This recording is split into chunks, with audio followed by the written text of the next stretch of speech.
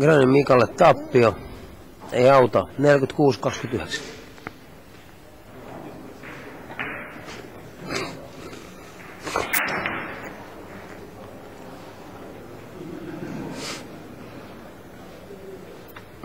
Ja tosiaan, jos nyt oikein ymmärsin tätä kisajohdon tuomintaa, niin nyt tullaan näkemään seuraavan peli kisapöydällä Stenberg-Stahl. Ja tässä nyt nähdään taas, tää on hieno juttu, kun Jevgenin tilannelta mietitään, että kolmas vastustaja täysin taas erilainen kuin muut. Ei tule samantyyppisiä vastustajia vastaan. Ensimmäinen oli Kaikkosen Kimmo. Vanhan kansan ruisku, joka on vähän lopetellut, jäädytellyt, mutta tekee mistä vaan välillä mitä vaan, selviytymisen kuningas. Stahl selvitti tän esteen. Seuraava peli, Lennart Grün. Vanhan kansan Kaisa Jarru, joka ei hänestä tuumaakaan periksi kellekään. Ja sieltä lennuponi Stahlille piikin. Ja nyt vastaan Janne Stenberg Imatralta. Mies, jolla on ehkä maailman rumimman näköinen nahka kepissä. Mutta supertehokas pelaaja. Harvoin lyö helppoa palloa, tai sanotaan vähän vaikeampaakin palloa ohi.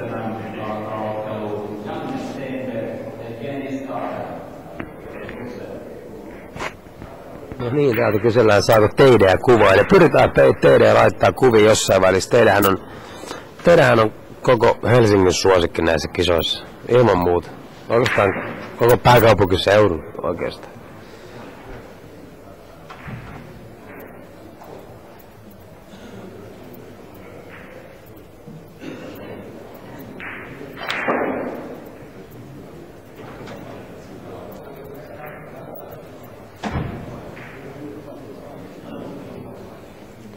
Ja nyt taas tässä kun sivusilmällä katson ensimmäisenä kiinnitän huomioon tuohon Stahlin Rusetin puuttumiseen, eli tullaanko tässä pelissä myös huomauttamaan asiasta, vai annetaanko tämän luisua läpi sormien? Toivottavasti ei anna.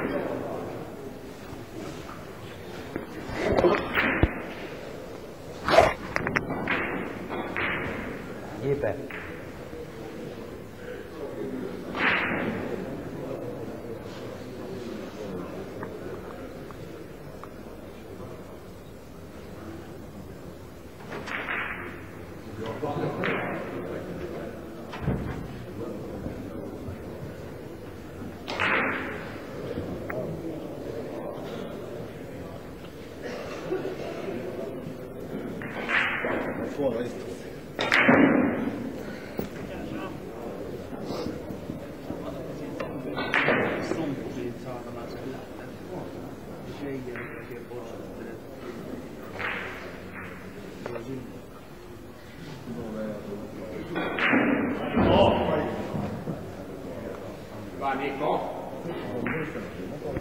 Niin, siinä taustasta ryhmäpöydällä Ironman Niko ottaa päänahan sieltä paikallisesta Mussala joista. Painaa itsensä jatkokierroksille.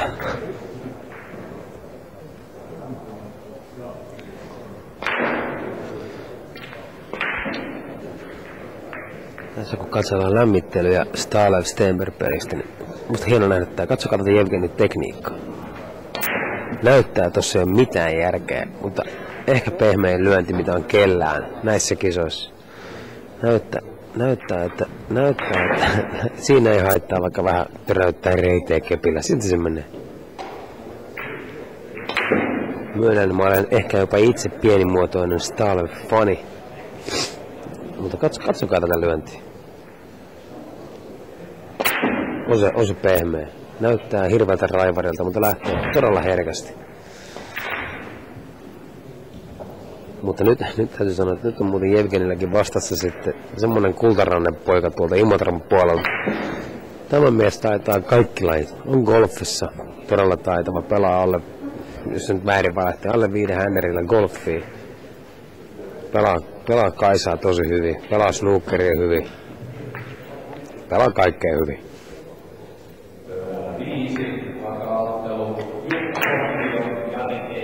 No niin, ja sitten siihen taustapöydälle saadaan tää toivottu pelit. Kontio, Teittinen, Jari. Pääkaupunkiseudun ylpeys, Jari Teittinen. Man with a big red heart. No niin, ja täältä lähtee Jyrkiltä terkkuja kaikille.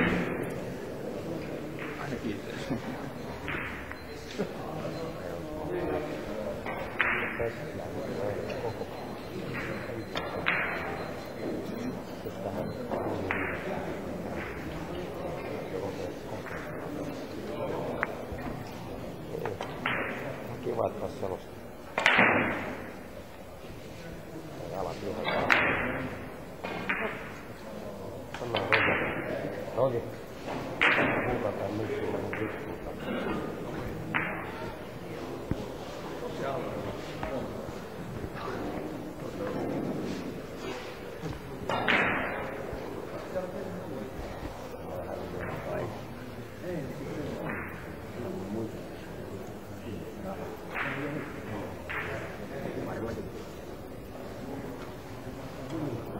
No niin, kättelyt on hoidettu, muodossa on hoidettu rusikat kaulassa, ei muuta kuin teikkausta linjaa ja sitä lähtee yksi harjoittelu sieltä ennen kuin kukaan sanoo edes hep.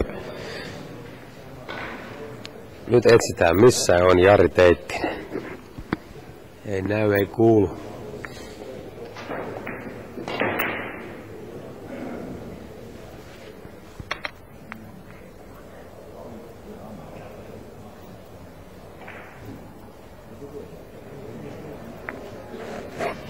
No niin, sieltä Stalev ottaa teikkaukselta ja nyt mä haluan nähdä. Tämä on Stalevin ensimmäinen peli, missä hän pääsee aloittamaan peli. Miten Stalev aloittaa? Ottaako se väkipakolla nakit tuohon valkoiseen? Mitä hän tekee? Uskoisin näin, että Venäjä, miten se nyt sitten sanoo näille Venäjän miehille? Se ei voi sanoa kemiläiseksi, tämä on petroskoolainen. Lähteekö suomalaistyyppinen Petroskoja aloitus täältä? 11 ja valkoinen valli. Näyttäisi vähän siltä. Kyllä lähdettiin hakemaan sitä nakkia. Säkityksen uhalla ei mene pussiin. Hei, täällä ei kukaan mitään myöhässä ole. Teidän takakuvaa pyydetty ja teidän takakuvaa on saatu. Enää tarvitaan teidän paikalle. Teillä on paljon aikaa vielä tulla. Nyt voi olla, että Jevgeni joutuu ehkä tällä hetkellä kovakuntoisemman pussikoneen kyytiin. On nimittäin Imatran mies aikamoissa työnnyssä ollut viimeiset kuukaudet. 3 tehty ja näyttää erittäin hyvältä.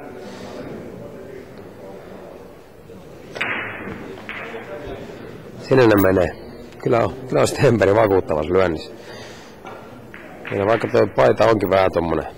No, jäikö sanomaan?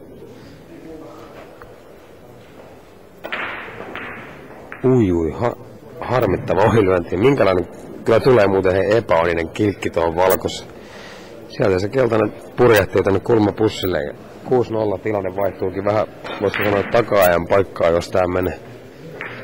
Siinä oli paikka mennä nimittäin karkuun. Nyt kattokaa tää lyönti. Kattokaa tää swingi tässä takakädessä.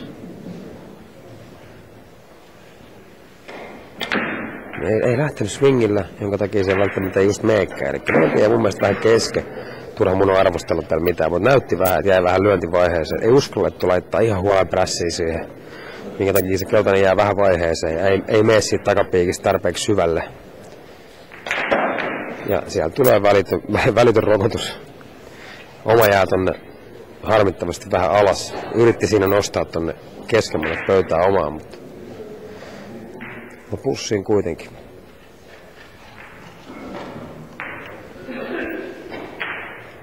Edelleen takapöydälle Teittistä odotellaan.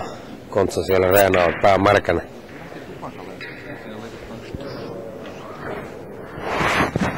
Jari. No niin, 12-0.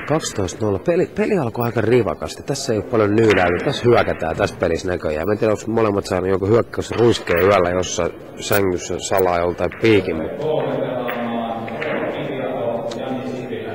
Nyt ei pojat paljon nyylaa. Nyt lyödään joka palloa, mikä näkyy.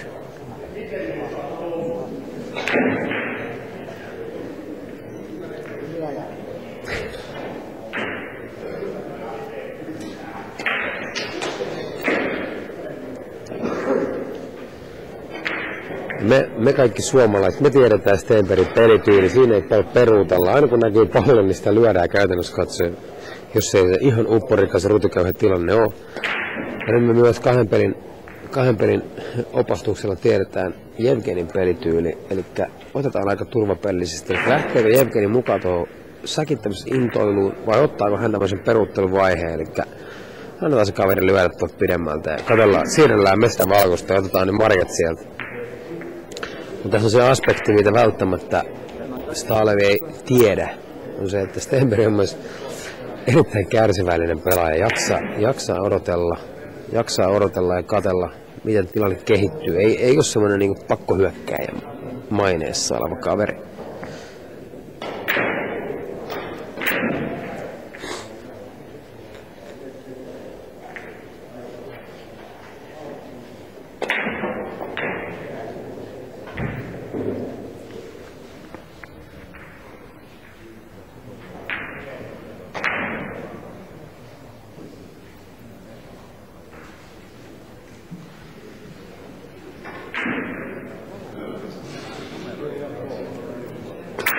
Niin kuin näette, niin kyllä molemmat jaksaa sitten kuitenkin.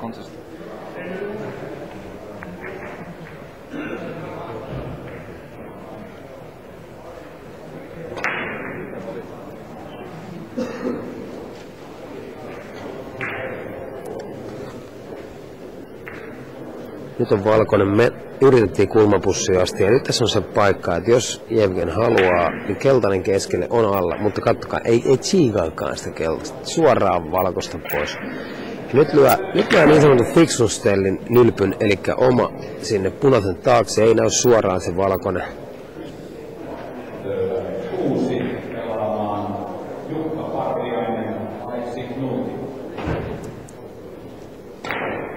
Nyt on hyvä paikkaus, tai ei nyt voi paikkauksissa, on hyvä lyönti Stenbergiltä. Ja nyt Stenberg saa tämän pelin siihen, mihin hän itse halusi. Tää on hienoa nähtävää. No, tästä on niin monen lyönnin summa. Nyt jos on fiksu, lyö tuonne valkoisen keltaisen taakse. Ei lyö kulmaa sitä, vaan lyö keltaisen taakse. Ei, kyllä hän yrittää vielä kulmaa. No totta kai, että jos menee, niin on aina hyvä. Ja siinä oli mahdollista lyödä valkoista keskelle päätyvalle ja keltaisen taakse oma jää tuohon pöydälle 2 pallon päälle, jolloin vastustaja ei näe sitä valkoista.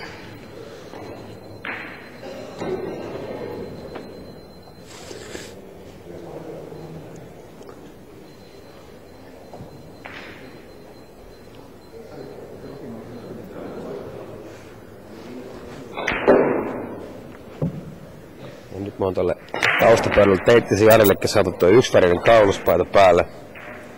Saadaan nämä kisat kunnolla käyntiin. No niin, täällä pyydellään, kuka pelaa ja mitä tekee. Täällä mainittiinkin jo, että ei tohdi kohdata Kiviahoa. No se ei ole välttämättä äijästä kiinni.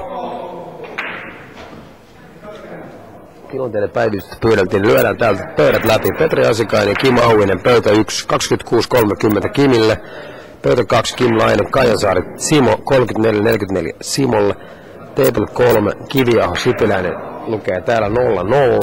Eli ilmeisesti just huudettu peli. Pöytä 4, Lennart Green, Mikko Laitinen, 36-32 Lennartille. Konti Teitti alkaa just, Parviainen Kruuti alkaa just.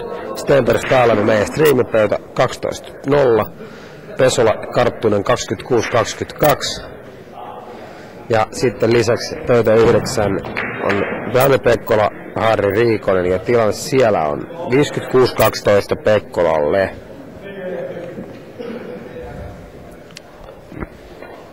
Näin Jevgeni ottaa peli avauspisteet. Onko ne plussaa vai miinusta?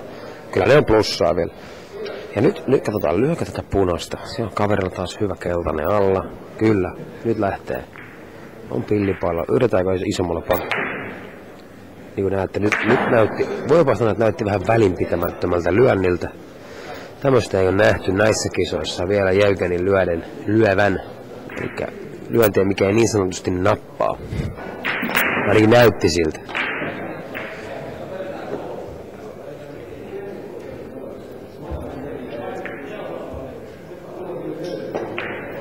Ja Stenberg tuttuun tapaan pistepalloa, hän ei kyllä oikeastaan ikinä lyö väärin.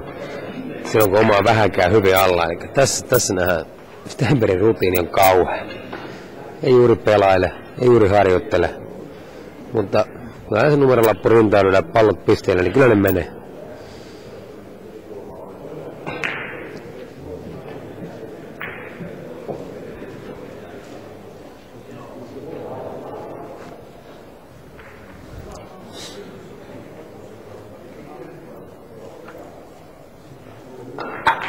Ja itse asiassa tästä tulee hyvä lyönti. Jälkeen jää tänne kulmahageihin. Janne tonne punaisen taakse. Molemmat pallot hyvin alla.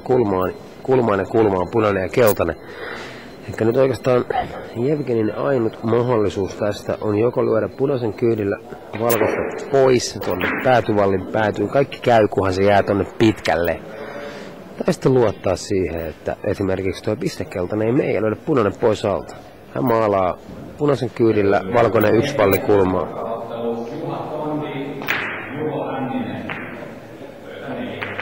Kyllä nyt on muuten hyvän näköinen lyönti. Meneekö pussiin asti?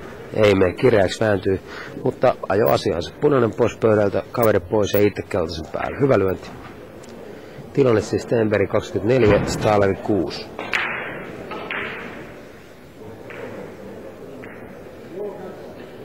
Oma henkilökohtainen veikkaus on se, että ne, ketkä on veikanneet tästä Stahlevia sinne 10 joukkoon, niin repikää ne laput. Väitän, että Stenberg voittaa tämän pelin. Mutta katsotaan, kuinka se käy.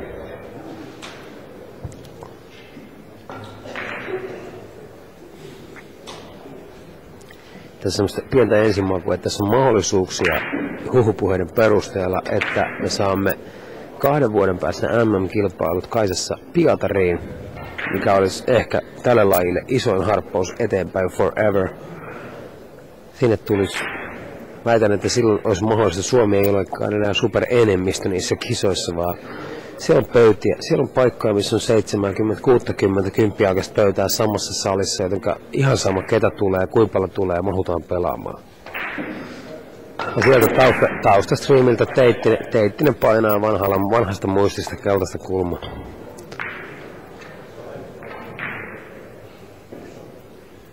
Ja nyt siitä valkoinen keskelle ja alla on taas päällä.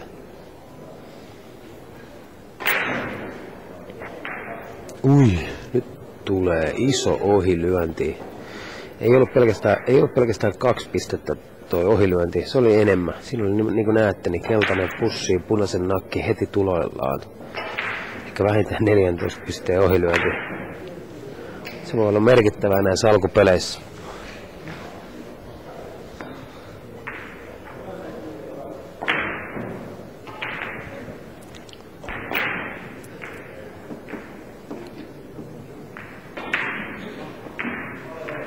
Tässä on alkuintoillut selvitty tässä Stahlev Stenberg pelissä. Nyt lyödään vähän maltillisemmin ja lyödään sitä valkoista. Siirrellään, työnnellään. Kun taas tuossa taustastriimissä nyt lähtee Teittiseltä pitkää Kaisaa kulmaa.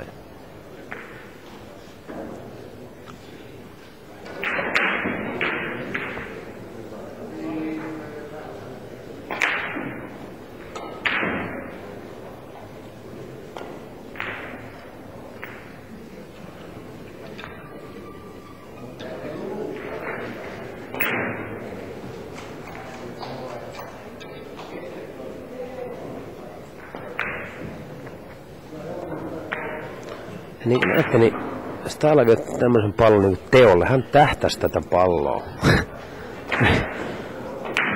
ja vielä väli kaasailee siellä, että kun menisikö. Kyllä hieno yritys.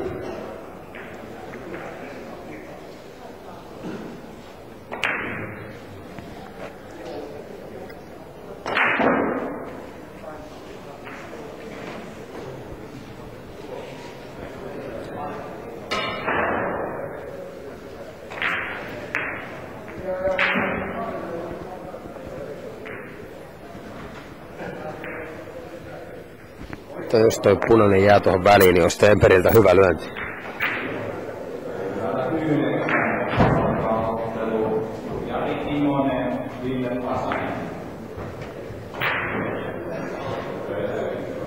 Hyvä peli.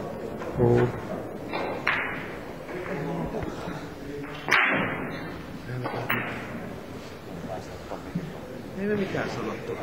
Fuck you.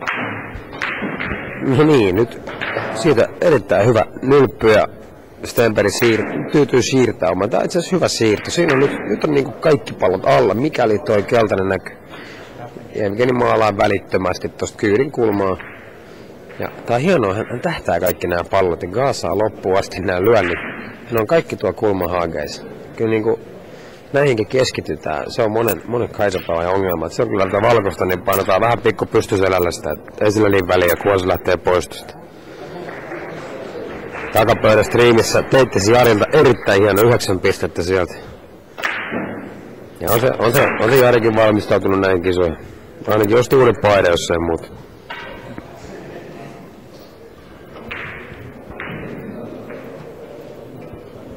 Nyt taas Stalevilta hyvä lyönti, sikäli mikäli Janne ei tätä punaista keskelle tee. Luulee, että Janne jopa saattaa yrittää sitä. Ei lähde koittaa. Lyö siitä punaista valkoiseen ja valkoista valliin. Kyllä. Tääkin on hieno näin. Molemmat lyö hyviä nylppelyöntejä putkeen.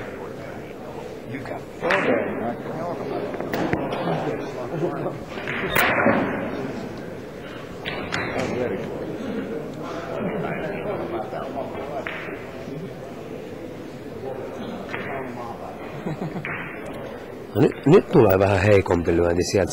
Nyt ei ole Stenbergillä mitään järkeä olla lyömättä tuota punaista keskellä. Siinä ei Stalevilla ole muuten mitään alla.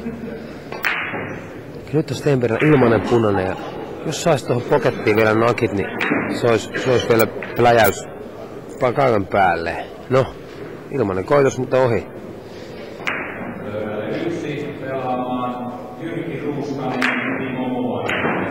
No niin, sielläkin alkaa tiukka pelipojalla 1. Jyrki Ruuskanen, man from the Saipa.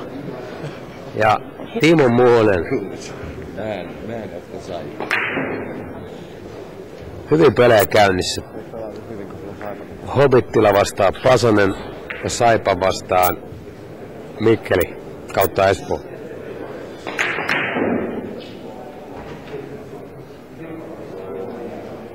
Ja kohtaan tulee vasta se eilen paljon puhuttu kuumaryhmä pöydälle.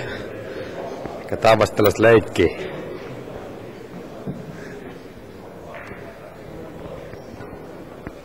No niin, jos minä olisin tässä kohtaa. No niin, täällä kysytään nimimerkillä En puhu venäjää.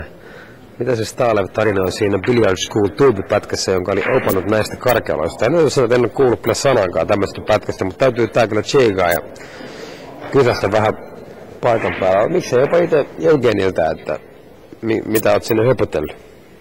Nyt lähtee keltaista kulmaa. Aika rauhallinen. Kyllä, täydellinen taskunakki. 14 pistettä. Ja onko näin, että se keskikaisa jää vielä siihen työnnölle? Kyllä se ohkaiseksi jää. Voi olla, että jää jopa lyömättä. Kyllä se on maalattu ainakin sinne. Olipa hieno keltainen tommosella pehmeällä tönäsyllä.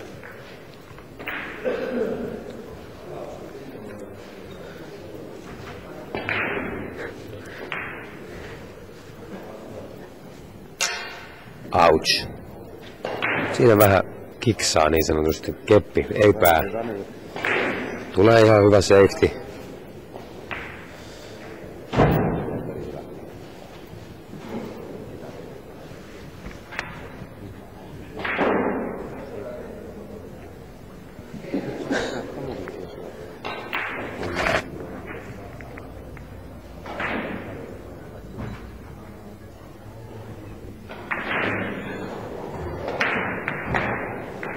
Ai siinä pikkasen painaa ohkaiseksi keltaiseen. Nyt taas se, niin kuin äsken sanoin, että ollaan varmistelut päällä ja alun jälkeen. Nyt taas mennään.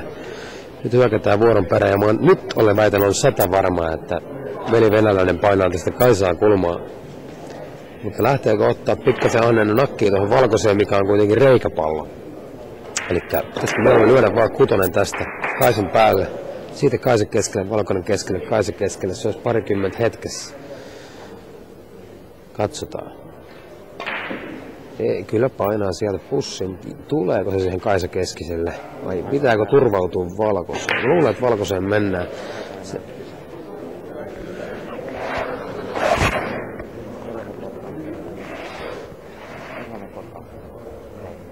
Kuka saa pelaa? Kummalla on enemmän mestaruutta? Kummalla on enemmän?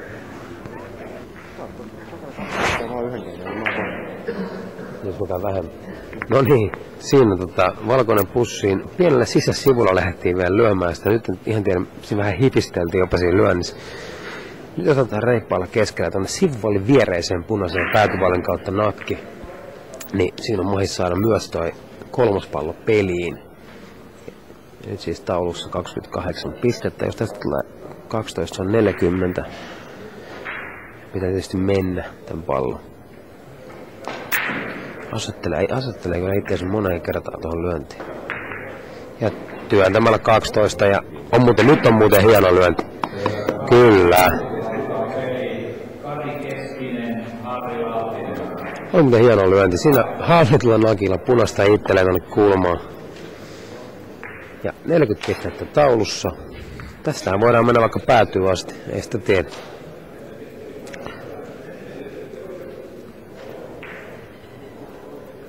Ei voi mitään muuta kyllä sanoa, kun täytyy ihailla tuota pojan tekniikkaa.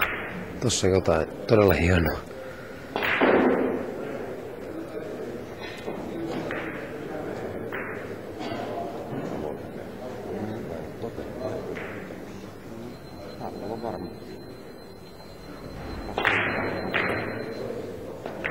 Ne on teknisesti todella vaikeita lyöntejä. Sieltä kattokaa tuota päällevettä. Just sellainen sopiva leikku, että nyt 43 taulussa. Ja tästä kun painetaan keskelle nakilla, se on 5-5.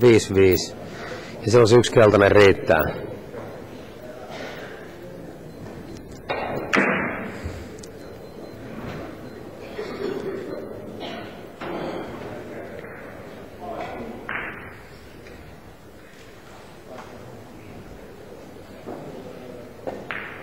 Ui, nyt jää paksuus lyönti. Ja nyt kaiken kukkuraksi siinä käydään näin, että oma jää tonne sivuvalliin. Minkäännäköistä asetusta ei tuu edes tuurilla ja pitkä keltainen Jannelle. Käsipallossa tämmönen keltainen Jannen tasoiselle pelaajalle on kuitenkin tämmönen, no sanotaan 60-40% pallo vähintään. Ja tää on se hetki tulla pelin mukaan taas. Hetkellisesti pelistä pois jääneenä.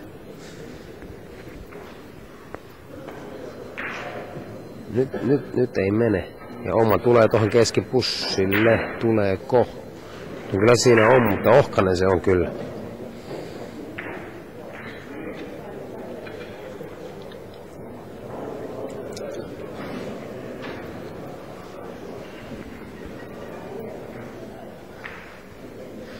No, täällä on myös telkkarissa kehuttu tätä Stahlenin lyöntejä, että komeita lyöntejä toverilta. Ja se on ihan totta, on pari aika näyttävän näköistä säkitystä, siis helppoja pussituksia ne on tavallaan ollut, mutta niistä on tehty niinku suorituksena hienon näköisiä ja nakit tullut juuri niin kuin yritetään ja hallitusti. Ei ole sellaista roimimista. Ja kyllä tässä näkee, että on kirjat on luettu ja pelit on katsottu. Otettiin siinä vaan keltainen pois kaverilta pelistä, ei lähde turhaa törkkiin valkoista. Valkoinen on siellä päätyvallissa.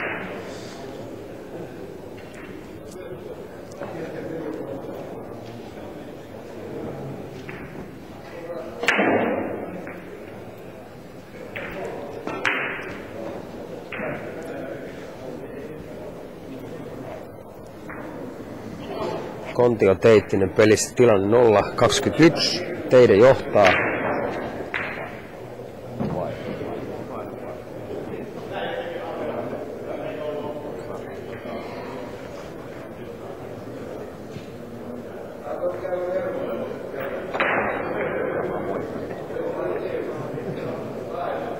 Sieltä kahdesta vallista vaan kaverin palloa sinne keltaisen taakse. Jää vissiin vähän vaisuksi. Ja näin se valkoinen sieltä kuitenkin vielä näkyy.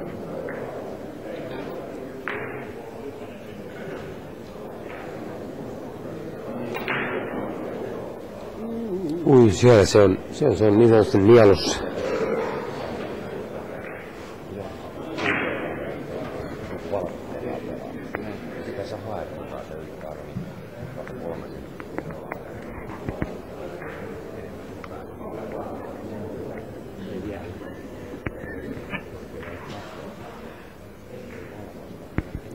No niin, ja sitten tulee ilmoitusta täältä tekniikan puolelta, että seuraava peli pöydälle 7, eli striimin tämä alapöytä, tulee olemaan Mika Stark, Vesa Vanninen, missä nähdään kaikkien aikojen paras Kaisa-pelaaja forever, Mika The Hammer Stark, voittanut Kaisa SM 5 kertaa ja lisäksi voittanut Kaisan SM 4 eri vuosikymmenellä, 80, 90, 2000 ja 2010-luvulla, niin ei kukaan muu pystynyt Suomessa. Ja vastustajana Vesa Vaninen Kouvolasta aurinkoa tarkempi niin sanottu nelisilmä, eli pelaajalla pelilaseilla. Ja on näyttänyt huimia suorituksia jopa näissäkin kisoissa.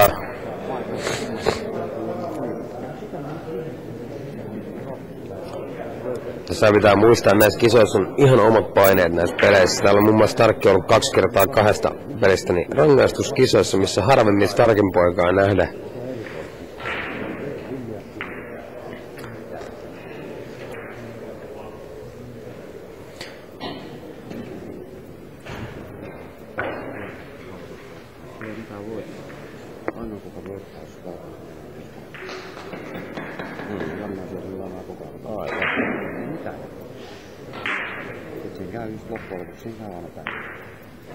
No niin, sieltä Stalevilta ensin se nylppyvalkoinen, mitä odoteltiin jo, että kohta se menee. Sinnehän se mulahtaa perään piste punainen. Ja nyt on kiva nähdä, mitä hän yrittää. Ottaako Kaisaa asetukselle vai ottaako ihan rohkeasti vaan piste punaista asetukselle?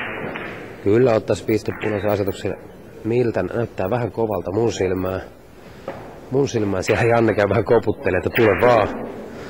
Joo, vähän sinne se sivulle liukuu. Ja nyt siinä Janne, jos Janne haluaa, niin no, sanotaan puoli-ilmainen keltainen kulma. Oikealla forssilla lyö ja no, sanotaan oikealla tavalla väärin, niin mitään ei jää. Puoli-ilmainen rossi. Sä oot vähän tyylä. Stenberg 24, Stalevi 48, eli näin se peli hyppii. Stenberg otti peli haltuun alkuun, mutta näin Stalevi on sieltä tullut muutaman lyöntisarjalla vaan ohi ja rinnalle ja ohi ja kolmatta kaistaa painetaan maaliin. Nyt oli Jannelta tää oma siirto kyllä ei ollut se kaikista paras mahdollinen, eli oma jäi tonne niin kuin keltaisia päätyvallin väliin tonne alapuolelle. Ei ole mitenkään helppo pallo mihinkään. Totta kai siinä on näille vanhan kanssa isoille Lemuntien Kaisamiehille yli keskelle pöllinä. Mutta eihän tuon päällä nyt kukaan oikeasti pelaa. Ja sitä se Jevgenikin siellä käy katsomassa, että onko se yli keskelle siellä. Veikkaan silti, että lähtee tää punainen kulmaan. Ilmanen ylikätkö ja tarkki. On se. Ei. Miksi se tekee? Jos mä näin tulla parkki, jos mä näin niin tolleen mitä tulee.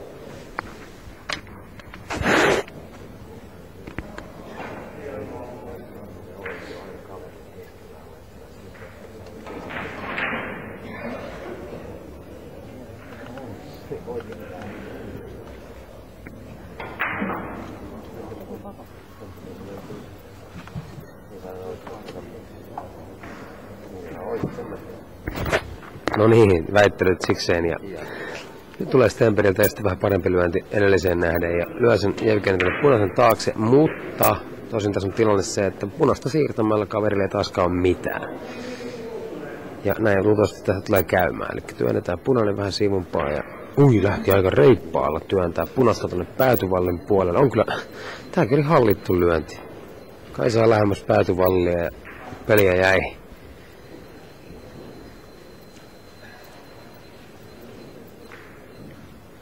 No niin, Stenberg ottaa häntä Kaisaa peliin, mutta se oma jää kyllä lyönnille. Ja siinä Jevgenille itse asiassa.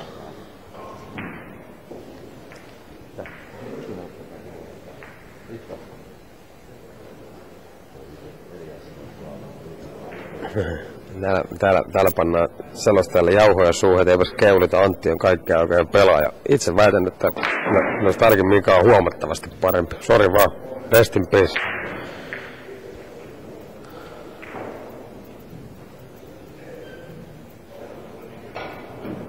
Ainakin tilastojen valossa. Katsotaan mitä tihansa tilastoinnissa. Tarkki töröttää siellä kärkipaikalla. Ui, miten mahtuu oma tuolta välistä ja vittu vielä. Ui, nyt anteeksi kielenkäyttöni. Nyt sieltä menee aika pienestä välistä oma pallo. Oli 10 tulossa, kautta 4/7. Menee ohi ja 2 välistä oma pallon kulmaa. Enkä 48 pistettä muuttuu 46, vaikka siinä oli tavallaan jo tuolla 10. Huhhuh. Nyt sanotaan näin, että nyt jos tästä painetaan vielä tää ylikeskelle, niin puukko kääntyy aavassa aika huolella. Ja nyt lähdettiin kyllä rennolla kädellä työntää. Vähän jopa yliinnokkaasti. En nähnyt mitään järkeä löydä täysiä tätä palloa. Ja nyt siinä on se valkoinen sitten taas alla sinne kulmaan. Ja nyt ei kyllä omat mene, jos ei nakkeja tuu. Se on ihan varma.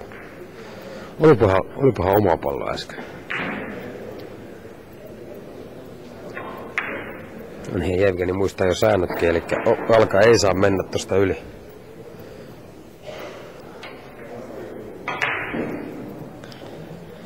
Näinhän se Mara on. Tilastot on tilastoja. Starkki on MacGyveri.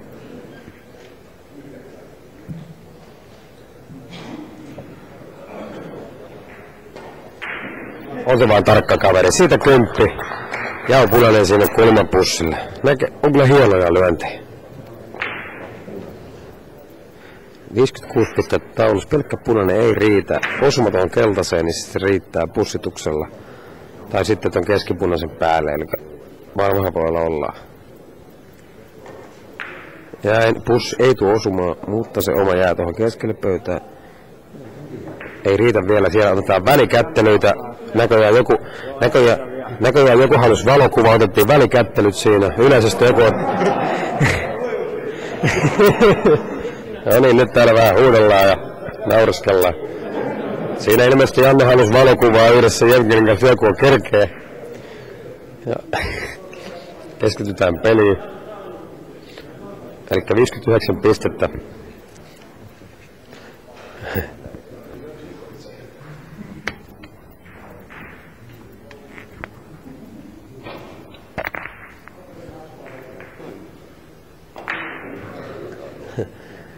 J. Huttuselle, että ei ole. En tiedä, ei ole. En vastaa. Kyllä se näin. Nyt saa kätellä rehellisesti. Näin. Jevgeni Stalevi pitää itsensä elävien kirjoissa. Ja käsittääkseni myös, itse asiassa nyt en ihan tarkkaan tiedä, miten tuo Stenberg Janne on niin kuin, oliko puhtaalla eiliseltä. Älä huuda sen, täällä on selostus kesken.